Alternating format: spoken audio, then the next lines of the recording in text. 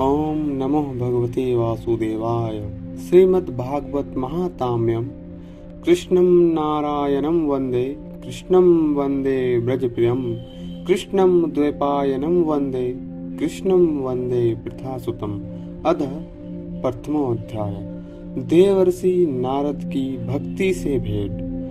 हम श्री सच्चिदानंद स्वरूप भगवान श्री कृष्ण को हम नमस्कार करते हैं, जो जगत की उत्पत्ति, स्थिति और विनाश हेतु तथा आध्यात्मिक, आदिदेविक और आदि भौतिक तीनों प्रकार के तपों का नाश करने वाले हैं। जिस समय श्री सुखदेव जी का यज्ञोपवीत संस्कार भी नहीं हुआ था तथा लौकिक वैदिक कर्मों के अनुष्ठान का अवसर भी नहीं आया था, तभी उन्हें अकेले ही संन्यास लेने के लिए घर से जाते देखकर उनके पिता विरह से कांपने लगे और पूछे, हे पुत्र, कहाँ जा रहे हो? हम लोगों को छोड़कर कहाँ जा रहे हो?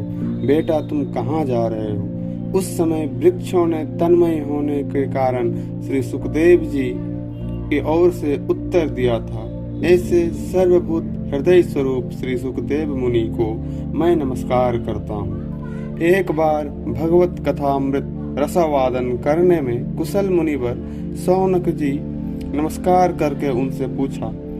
सौनक जी बोले, सूत जी, आपका ज्ञान अज्ञान अंधकार को नष्ट करने के लिए करोड़ों सूर्य के समान है। आप हमारे कानों के लिए रसायन अमृत स्वरूप सारग भरवित कथा कहिए।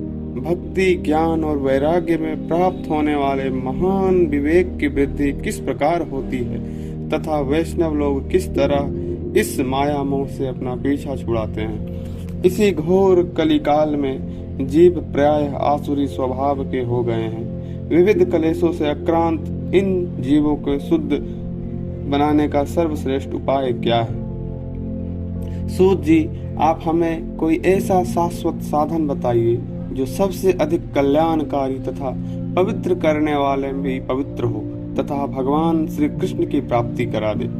चिंतामणि केवल लौकिक सुख दे सकती है और कल्प वृक्ष अधिक से अधिक स्वर्ग की संपत्ति दे सकती है, परंतु गुरुदेव प्रसन्न होकर भगवान योगी दुर्लभ नित्य वैकुंठ धाम दे देते हैं। सूत जी ने कहा, सौनक जी, तुम्हारा हृदय भगवान का प्रेम है, इसलिए मैं विचार करके तुम्हें संपूर्ण सिद्धांतों का निष्कर्ष सुनाता हूँ, जो जन्म, मृत्यु, भय नाश कर देता है, जो भक्ति के प्रवाह को बढ़ाता है और भगवान श्री कृष्ण की प्रसन्नता का प्रधान कारण है। मैं तुम्हें वह साधन बतलाता हूँ, उसे सावधान होकर भक्ति भाव होकर सुनो। श्री सुखदेव जी ने कलयुग जीवों के काल रूपी सर्प के मुख का ग्रास होने के त्रास का अत्यंतिक नाश करने के लिए श्रीमद् भागवत शास्त्र का प्रवचन किया है।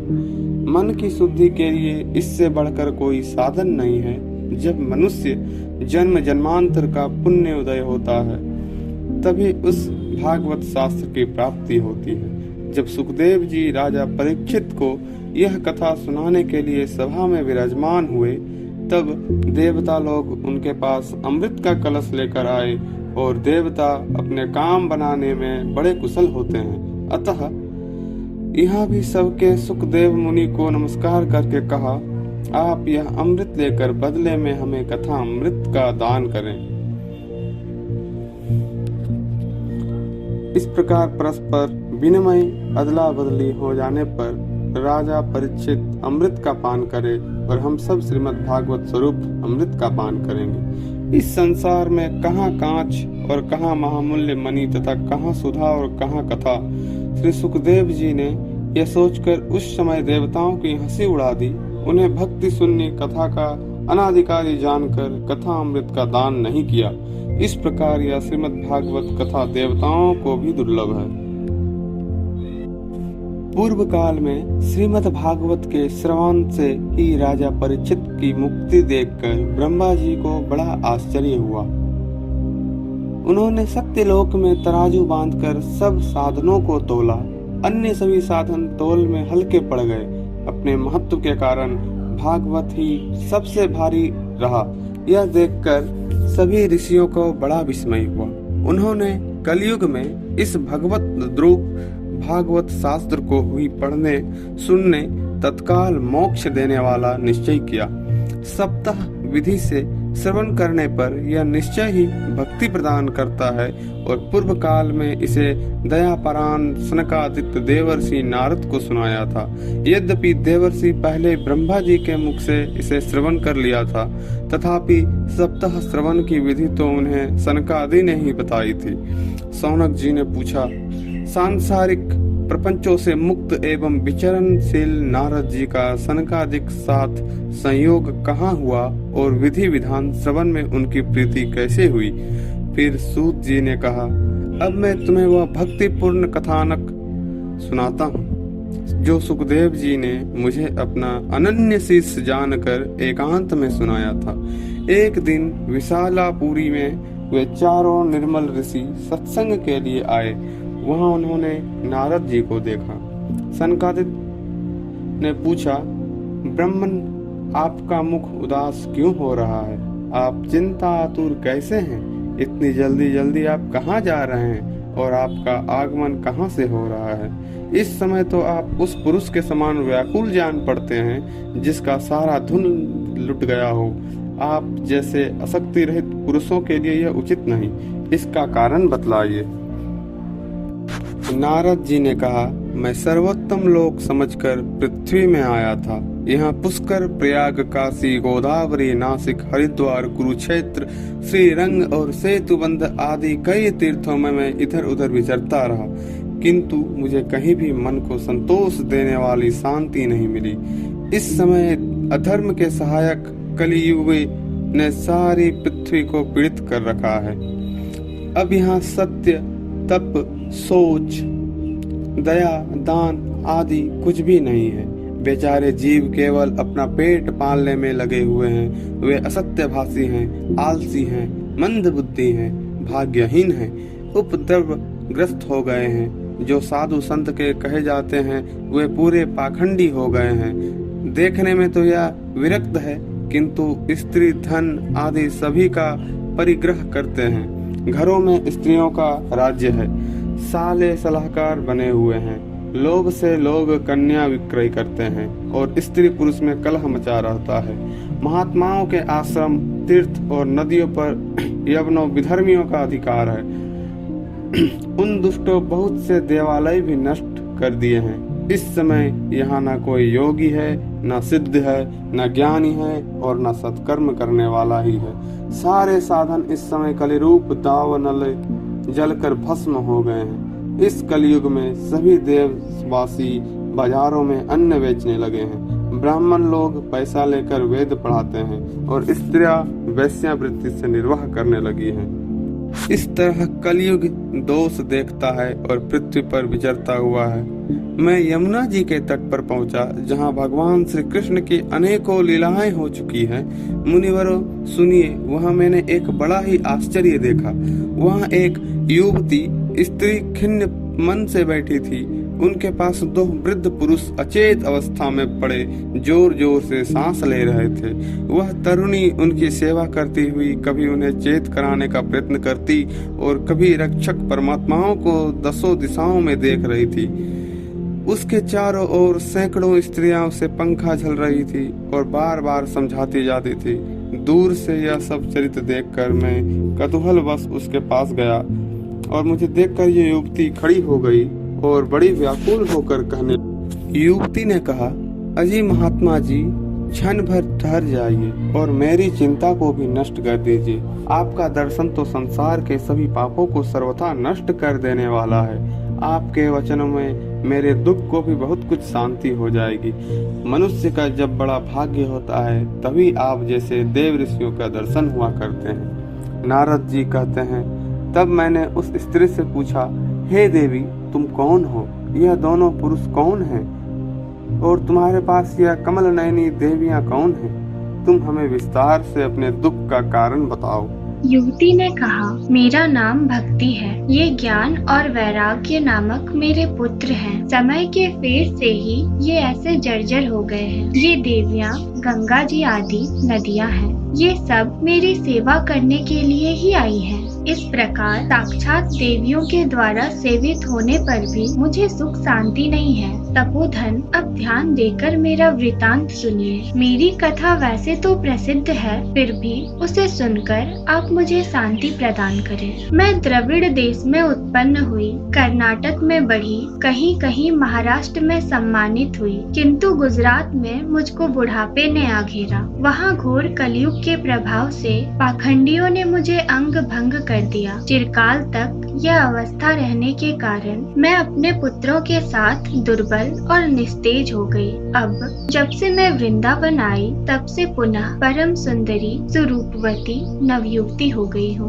किंतु सामने पड़े हुए ये दोनों मेरे पुत्र थके मांदे दुखी हो रहे हैं। अब मैं यह स्थान छोड़कर अन्यत्र जाना चाहती हूँ। ये दोनों बूढ़े हो गए हैं, इसी दुख से मैं दुखी हूँ। मैं तरुणी क्यों और ये दोनों मेरे पुत्र बूढ़े क्यों? हम तीनों साथ साथ रहने वाले हैं, फिर यह विपरीतता क्यों? होना तो यह चाहिए कि माता बूढ़ी हो और पुत्र तरुण। इसी कारण से मैं आश्चर्यचकित चित्त से अपनी इस अवस्था पर शोक करती रहती हूँ। आप परम बुद्धिमान एवं योगनिधि हैं, इसका क्या कारण हो सकता है, बताइए।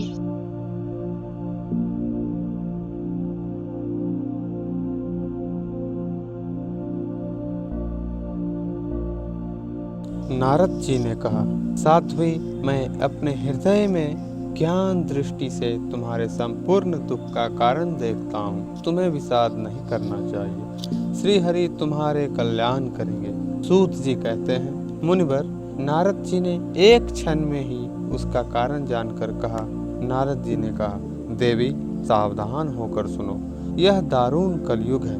इसी से इस समय सदाचार, योग मार्ग और तप आदि सभी लुप्त हो गए हैं।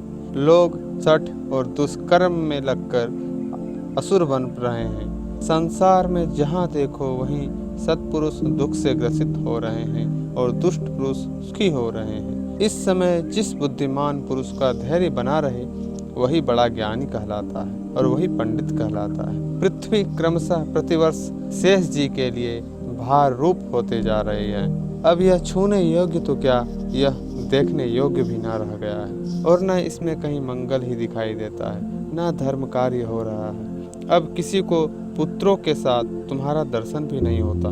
विषय राग के कारण अंधे बने हुए हैं। जीवों से उपेक्षित होकर तुम जर्जर हो रही थी। वृंदावन के संयोग से तुम फिर नवीन तरुणी हो गई। अतः यह वृंदावन धाम धन्य है, जहाँ भक्ति सर्वत्र नृत्य कर रही है। परंतु तुम्हारे इन दोनों पुत्रों का यहाँ कोई ग्राहक नहीं, इसलिए इनका बुढ़ापा नहीं छूट रहा है। यहाँ इनको कुछ आत्मसुख की प्राप्ति होने के कारण ये सोते से जान पड़ते हैं। भक्ति ने कहा, राजा परीक्षित ने इस पापी कलयुग को क्यों रहने दिया? इसके आते ही सब वस्तुओं का सार न जाने कहाँ चला गया। करुणामय श्री हरि से भी यह अधर्म कैसे देखा जाता है? मेरा यह संदेह दूर कीजिए। आपके वचनों से मुझे बड़ी शांति मिली है। नारद जी ने कहा, बाले, यदि तुमने मुझसे पूछा है तो प्रेम से सुनो। कल्याणी, मैं तुम्हें सब बताऊंगा और तुम्हारा दुख दूर हो जाएगा। जिस दिन भगवान श्री कृष्ण इस भूलोक को छोड़कर अपने परम धाम को पधारे थे, उसी दिन से यहाँ संपूर्ण साधनों में बाधा डालने वाला कलयुग आ गया। दिग्विजय के समय राजा परीक्षित की दृष्टि पड़ने पर कलयुग दीन के समान उनकी शरण में आया और भ्रमर के समान तारग्राही राजा ने यह निश्चय किया कि इसका वध मुझे नहीं करना चाहिए, क्योंकि जो फल तपस्या, योग एवं समाधि से भी नहीं मिलता, कलयुग में वही फल श्री हरि कीर्तन से ही भली भांति मिल जाता है। इस प्रकार सारहीन होने पर भी उसे एक ही दृष्टि से सारयुक्त देखकर उन्होंने कलयुग को उत्पन्न होने वाली जीवों के सुख के लिए ही इसे रहने दिया था। इस समय लोगों के कुकर्म में प्रवृत्त होने के कारण सभी वस्तुओं का सार निकल गया है और पृथ्वी के सारे पदार्थ बीजहीन भूसी के समान हो गए हैं। ब्राह्मण केवल अन्न, धन आदि के लोभवश घर घर एवं जन जन को भागवत की कथा सुनाने लगे हैं। इसलिए कथा का सार चला गया। तीर्थों में नाना प्रकार के अत्यंत घोर कर्म करने वाले नास्तिक और नारकी पुरुष भी रहने लगे हैं। इसलिए तीर्थों का भी प्रभाव जाता रहा। जिनका चित्त निरंतर काम, क्रोध, महान लोभ और तृष्णा से लपटता रहता है, वे भी तपस्या का ढोंग करने लगे हैं। इसलिए तप का भी सार निकल गया है। मन पर काबू न होने के कारण तथा लोभ, दंभ और पाखंड का आश्रय लेने के कारण एवं शास्त्र का अभ्यास न करने से ध्यान योग का फल मिट गया है। पंडितों की यह दशा है कि वे अपनी स्त्रियों के साथ पशु की तरह रमन करते हैं। उनमें संतान पैदा करने की ही कुशलता पाई जाती है। मुक्ति साधन में वे सर्वथा अकुशल हैं। संप्रदाय अनुसार प्राप्त हुई वैष्णवता भी कहीं देखने में नहीं आती। इसी प्रकार जगह जगह सभी वस्तुओं का सार लुप्त हो गया है। यह तो इस युग का स्वभाव ही है, इसमें किसी का दोष नहीं। इसी से पुंडरीकाक्ष भगवान बहुत समीप रखते हुए भी यह सब सह रहे हैं। सूत जी कहते हैं, सौनक जी, इसी प्रकार देवर्षि नारद के वचन सुनकर भक्ति को बड़ा आश्चर्य हुआ। फिर उसने जो कुछ कहा उसे सुनिए। भक्ति ने कहा, देवर्ष आप धन्य हैं। मेरा बड़ा सौभाग्य था जो आपका समागम हुआ। संसार में साधुओं का दर्शन ही समस्त सिद्धियों का परम कारण है। आपका केवल एक बार का उपदेश धारण करके कयाधु कुमार प्रहलाद ने माया पर विजय प्राप्त कर ली थी। ध्रुव ने भी आपकी कृपा से ही ध्रुपद प्राप्त किया था। आप सर्व मंगलमय और साक्षात श्री ब्रह्मा जी के पुत्र हैं। मैं आपको नमस्कार करती हूँ।